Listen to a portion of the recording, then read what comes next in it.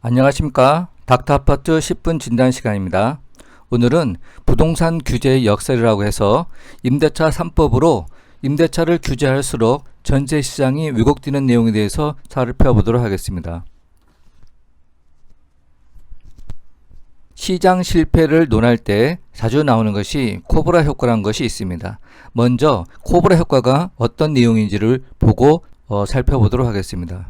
과거 영국 지배하에 있었던 인도에서는 코브라에게 물려 죽거나 다치는 인명피해를 막기 위해 코브라를 잡아오면 보상금을 주는 정책을 펼쳤습니다. 독사 잡는 일은 매우 위험하지만 사람들은 돈을 벌 수 있다는 생각에 너나 없이 코브라를 잡아 보상금을 받았습니다. 많은 보상금을 세금으로 처리했지만 정책은 나름대로 성공적이었습니다. 사람들이 사는 마을에 코브라가 많이 사라져 인명피해가 줄어든 것입니다. 그런데 시간이 갈수록 뭔가 이상했습니다. 거리에 코브라가 줄어들어 인명피해는 줄어들었는데 코브라를 잡아와 보상금을 받아가는 사람들은 오히려 더 늘어나고 있었던 것입니다. 아무래도 이상하다고 느낀 총독부 관계자들은 보상금을 받는 사람들을 조사하기 시작했는데 어처구니 없게 그 사람들은 인도 델리 곳곳에 코브라 농장을 만들어 코브라를 사육하고 있었던 것입니다. 힘들고 위험하게 거리에 코브라를 잡는 것이 아니라 자신이 기른 코브라로 안전하게 보상금을 받고 있었던 것입니다. 그리고 이러한 코브라 농장이 곳곳에서 계속 발견되어 결국 코브라 보상금 제도를 폐지하게 됐습니다. 그러자 이번에는 사람들은 쓸모없는 코브라를 야산에 무단으로 버려버렸고 결과적으로 더 심각한 피해를 초래하게 되었습니다. 이와 같이 어떤 문제를 해결하기 위한 대책을 내놓았는데 오히려 문제가 더 악화되는 결과를 낳는 현상을 경제용어로 코브라 효과라고 합니다. 독일 경제학자 호르스트 시버트가 코브라 효과라 명명한 이 이론은 정부 실패의 대표적인 사례로 통용됩니다. 그럼 왜 이런 현상이 생길까요? 그거는 깊은 고민 없이 졸속으로 대책을 세우고 시행하기 때문입니다. 어떤 여당 의원이 전세보다 월세가 낫다 이렇게 말하는 의원이 있는데 이런 말을 하기 전에 한 번쯤 다시 검토해보는 것이 어떨까요? 대출이자 2.7%와 전환율 4%를 구분 못해가지고 그런 말도 안 되는 얘기를 하고 있으니까요. 그럼 서울 아파트 전세값 상승 신기록을 살펴보도록 하겠습니다. 서울 아파트 전세값이 8월 첫째 주 기준으로 58주 연속 상승하고 있습니다. 한국감정원이 발표한 8월 첫째 주 주간 아파트 가격 동향을 보면 서울 전세 가격은 0.17% 올랐는데 5월 첫째 주 0.02%였던 변동률은 6월 첫째 주에 0.04%를 보이다 7월 첫째 주 0.10%로 올라가고 마지막 주에는 0.14%에서 8월 첫째 주에 또다시 상승하여 0.17%까지 올랐던 것입니다. 전국 아파트 가격 지수를 보시겠습니다. 최근 1년간 전국 아파트 매매, 전세 가격 지수 및 변동률 추이를 보시면 2019년 8월 12일부터 2020년 7월 13일까지 매매 가격 지수를 보시면 계속해서 완만하게 상승하고 있다는 것을 볼 수가 있습니다. 또한 전세 가격 지수도 매매 가격 지수와 일정한 간격을 유지하면서 동반 상승하고 있다는 것을 알 수가 있겠습니다. 정부의 규제 정책, 6.17 정책, 7.10 대책 등 규제 정책만 나오면은 가격은 오르고 있습니다. 임대차법 2법 시행과 한국은행의 0.5% 저금리 기조 유지, 재건축 2년 실거주 요건 강화 등으로 전세 매물 부족 현상이 지속되고 있고 역세권 및 학군이 양호한 지역과 정비사업 이주 수요가 있는 지역 위주로 상승폭이 확대되고 있는 것입니다. 주간 아파트 매매 가격 동향을 보시겠습니다. 전국 주간 아파트 매매 가격은 지난주 상승폭을 유지했습니다. 수도권, 서울, 지방 5대 광역시는 상승폭이 동일했고 8개 도와 세종시는 소폭 감소했습니다. 시도별로는 세종, 대전, 경기, 충남, 대구, 경북, 부산, 강원, 경남, 서울 등은 상승했고 전북만 보합세를 유지하고 있습니다. 공표지역 176개 시, 군, 구 중 지난주 대비 상승 지역은 138개에서 136개로 하락지역은 29개에서 28개로 감소했고 보합지역은 9개에서 12개로 증가했습니다. 수도권 아파트 전세가격 동향입니다. 서울에서 시작한 전세값 상승은 경기권으로 퍼지는 모양새입니다. 경기도는 같은 기간 0.29% 올라 전주에 비해서 0.24% 상승폭이 커졌습니다. 수원 건성구는 0.66% 올랐는데 정주 환경이 양호하고 가격 수준이 낮은 금곡, 호매실동 위주로 상승했습니다.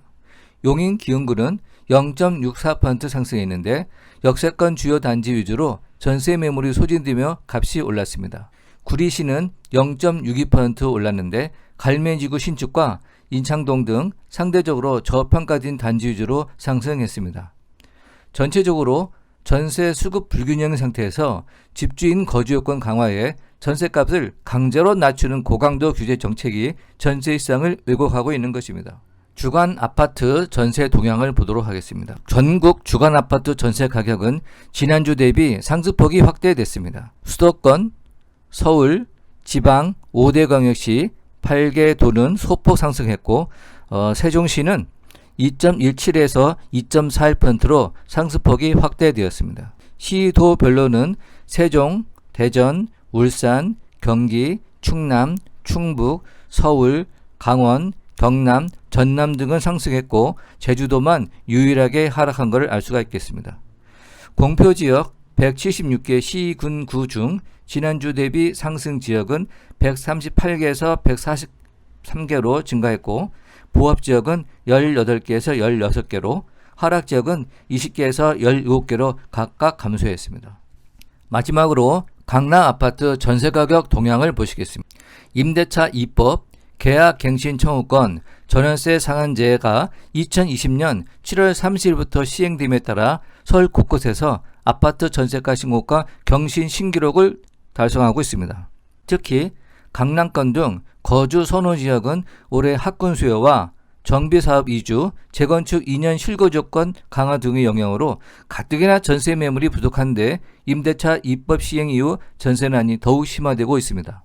이에 4년치 전세값을 미리 올려받으려는 집주인들의 배짱 호가까지 나오면서 임대차 입법 적용받지 못하는 신규 계약자들의 불안감이 커지고 있습니다. 7월 31일 송파구 잠실 리센트 전용 60평방미터 제곱이 8억 5천만 원으로 거래가 돼 최고가를 기록했습니다. 이 금액은 같은 평형의 강북 아파트 매매가보다 오히려 더 높은 금액입니다. 8월 1일 강남구 대치동 SK뷰 전용 84평방미터 제곱이 16억 8천만 원의 최고가 기록을 했고 8월 4일에는 서초구 아크로 리버파크 전용 84평방미터 제곱이 17억 원으로 최고가 기록을 했습니다. 8월 5일에는 서초구 타워팰리스 3차 전용 141평방미터 제곱이 18억 원으로 종전 가격과 같은 금액으로 거래가 되었습니다. 임대차 입법 시행 이후 초고가 전세상은 오히려 상승의 폭이 더 늘어나고 있는 것입니다. 여기서 간과할 수 없는 것이 2015년 5% 이하로 제한하는 제도를 시행하는 경우 55,800가구가 줄어들고 2+2를 함께 도입하는 경우 임대료가 최대 9.96%까지 오르는 부작용이 발생한다는 한국주택학회 연구 보고서가 있었습니다. 이번 조치는 그 부작용을 알고 밀어붙인 것입니다. 자, 결론을 보겠습니다. 월세가 전세보다 유리할 수가 없습니다. 전세자금 대출을 활용하면은 6천만 원으로 3억짜리 전세가 가능한데 2억 4천만 원에 대해 2.7%의 이자율을 적용할 경우 연 이자가 648만 원이고 월 54만 원의 이자를 납부하면 됩니다. 그러나 전세를 월세로 전환하면은 주택임대차 보호법에서 정한 전환율이 4%이니까 이를 2억 4천만 원에 적용하면은 연 960만 원, 월세 80만 원을 내야 합니다. 동일한 금액을 대출받아서 부담하면은 월 이자가 85만 원이고 전세를 월세로 환산하면은 월 부담이 80만 원으로 더 늘어나는 것입니다. 어떻게 월세가 전세보다 유리할 수가 있겠습니까? 현재 주택임대차보호법 제7조 및 시행령 제9조에 따라 차임 등 증액 청구의 기준은 한국은행 기준금리 0.5%에 연 3.5%를 더한 4%가 법정 상환율이 되겠습니다. 이런 것을 지적하다 보니까 법정 상환율을 낮추겠다, 2%까지 낮추겠다 이런 얘기도 나오는데 그런 거는 더욱 신중하게 생각을 해야 할 것입니다. 현재 지원 제도는 전세 지원 제도에 몰려 있고 월세 지원 제도에는 한정된 내용만 있다고 하는 것이 문제가 되겠습니다.